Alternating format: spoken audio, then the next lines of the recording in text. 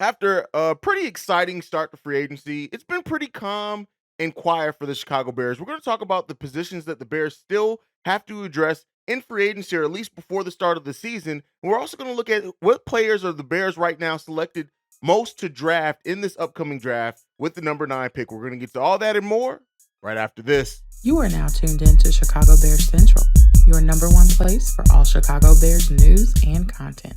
All right, Bears fans, welcome to another episode of Chicago Bears Central, your number one spot for everything Chicago Bears related. If you want to follow the show, make sure you do so at Chi Bears Central on every social media platform that we are on. But let's go ahead and jump into the content for today. It's been a while. Miss you guys. So today we're going to talk about the positions that the Bears still need to fill, right? And how many starting positions we still have left open that we probably need to fill, and also just in general depth acquisitions or whatever else the Bears really need to do. And when you look at it, of course, right tackle is the Bears' glaring issue there. On at least on the offensive line, right? We still do expect the Bears to go after a tackle. Most mock drafts as well have us selecting a tackle, which we'll talk about here in the next segment. And then, of course, it's that defensive line, both the interior defensive line and the edge slash 3 tech. We need to address that. Now, Brian Post could be looking to address that very well in the draft overall when you look at the depth of the defensive linemen available in the NFL draft this year. But we still have to fill and do something with that edge, 3 tech, and interior defensive line. And then another one that I'm going to put a question mark here on is cornerback. And when you look at the cornerback situation, and you look at the fact that, yes, we got in our secondary overall, we got Jaquan, we got Kyler Gordon, we got Jalen Johnson, Eddie Jackson, Kendall Vardor, who you guys all know I am not high on Kendall Vardor at all. And we had some people also that showed some flashes in other areas for the Bears, especially when we had injuries. But when you look at overall what the Bears need to do, I do still think that cornerback may be a position that they draft maybe lower. I mean, attack lower in the draft. That's my opinion. Y'all can look at some veterans out there like Rock Yasin, who's another veteran that the Bears could go after.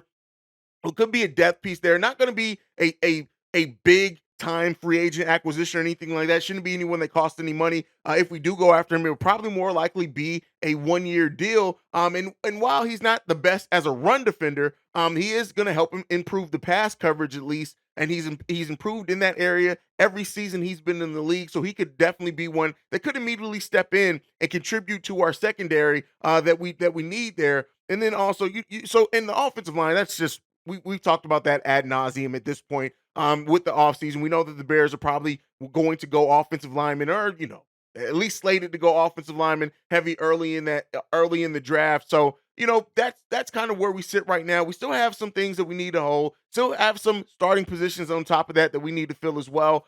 So we'll look to see what Ryan Poles does with that. You guys know I'm at the point right now where I'm pretty much trusting what Ryan Poles is going to do, trusting the vision. And we'll see what he ends up doing. One of the biggest question marks still around this team as well is what are we going to do in the draft, right? You have some people in some mocks that have us slating to go running back with Robinson, some that have us slated going Sokransky, or Paris Johnson at that offensive tackle position. You even have some that have us going other positions on the defensive line that we can go after and attack, especially if Jalen Carter is listed there. So I want to talk about right now, amongst all the mocks, who are some of the players that are appearing most for the Bears to select in the mock draft? And Jalen Carter's name is already there. We know that. I still doubt he's going to get past Detroit and really be there for the Bears when they select at number 9. But so other than that, we're going to go. And the first one up, and one that I was surprised his name was there more than others, is Broderick Jones. Now, this is a offensive tackle out of Georgia. You look at adding him potentially to Braxton Jones, and then both our tackles at that point are B. Jones, which is fun. But this is a guy who's athletic on that offensive line. He's a tackle. He fits in Lou Getsy's scheme as well. He has the length, the size, and the ability to move into the second level of the defense. So again, I should say of the offense, because he's gonna be of the defense. He's on offense. That's somebody who is not really surprising that he's showing up as much as he has in mock drafts. And he's a player that I did have on my draft board when it came to offensive tackles as well to start the season off. So he's one that is appearing in a lot of mock drafts for the Chicago Bears. Again, mock drafts aren't everything, but it is something to look at and gives us a little data to go over. The next one up is Peter Sokransky. And so this is a guy who, some people have said that we should go Broderick Jones over Sokransky. And it really depends on the mocks. They kind of flip forth, back and forth. Sokransky's looked at right now as a guard more than a tackle. And so when some people call him that, but he definitely has the ability to play tackle at the NFL level. And I do think that he can come in, he could be a day one starter, and he could be somebody that can be on that still young. We have an overall very young offensive line as well when you look at it. And he's somebody that can grow with Justin Fields, fits that timeline. And so we see. So I really the biggest issue is he going to fall to the Bears? Some people have him going before the Bears pick. That would be noted there if he does, and if he's not, that's probably why Broderick Jones is appearing on as many draft boards for the Chicago Bears as he is. But again, another guy that the Bears absolutely can take a look at. Next one up is of course Paris Johnson, and this is a guy who I think most people have the Bears selecting more often than not is Paris Johnson. When you look at most of the mock drafts, that's the pick, and it makes sense why. The fact that he's 6'6", has very long arms.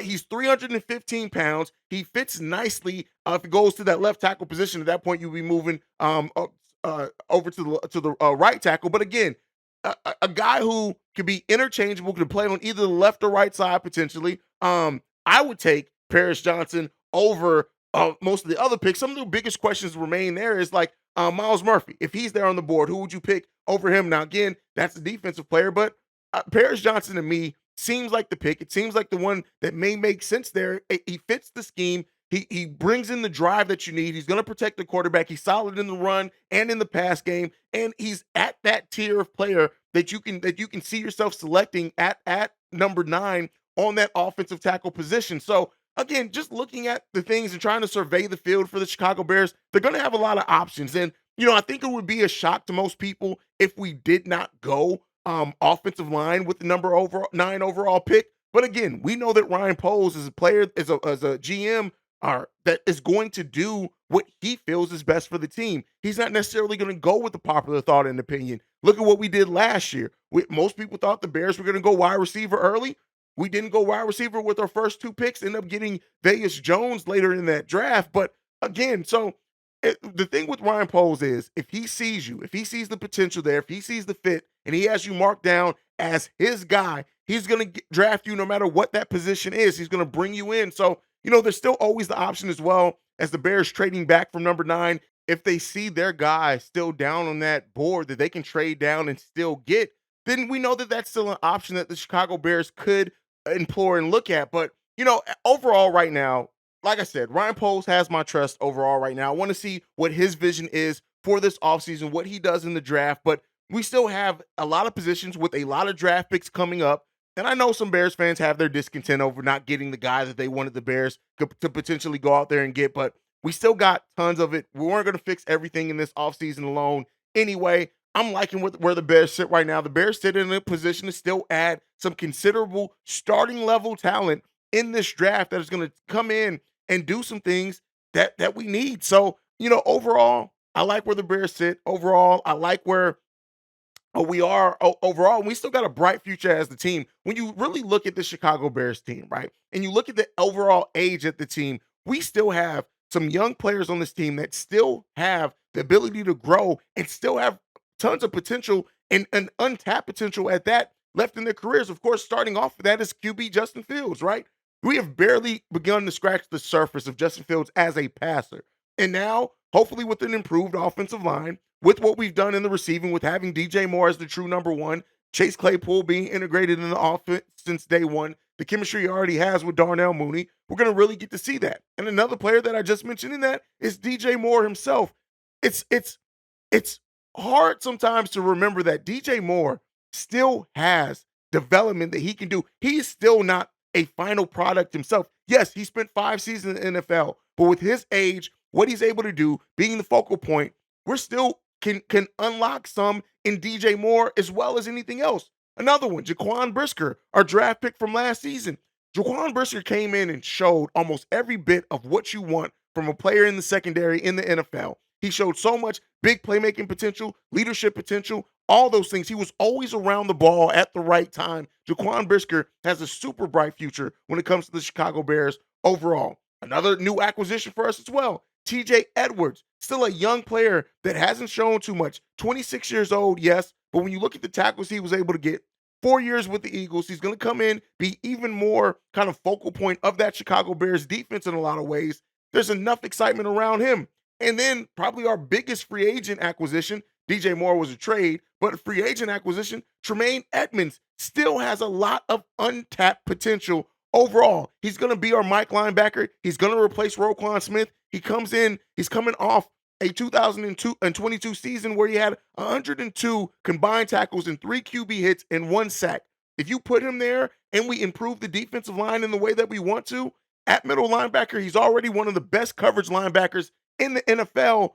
Listen, we still have tons of growth that we're going to do internally on this roster. We're adding a bunch of young, talented draft picks, hopefully, to that as well. The future is bright in Chicago. The future is probably the brightest it's been in Chicago, maybe in my lifetime. So while I know we're not the finished product that we want to be yet, we still have some things and some players that need to prove some things to us. Let's not overlook that the future is bright for the Chicago Bears, and thus the future is bright for this program as well. But that's it for my time for today. Make sure you're following the show at Shy Bears Central. You can send us any feedback, questions, comments, concerns, ChicagoBearsCentral@gmail.com. Lastly, if you want to leave a text message and our voicemail, the number to do so, 773-242-9336. We are the number one spot for everything Chicago Bears related because of you guys. And like I like to end every episode on, bear down. Love you guys.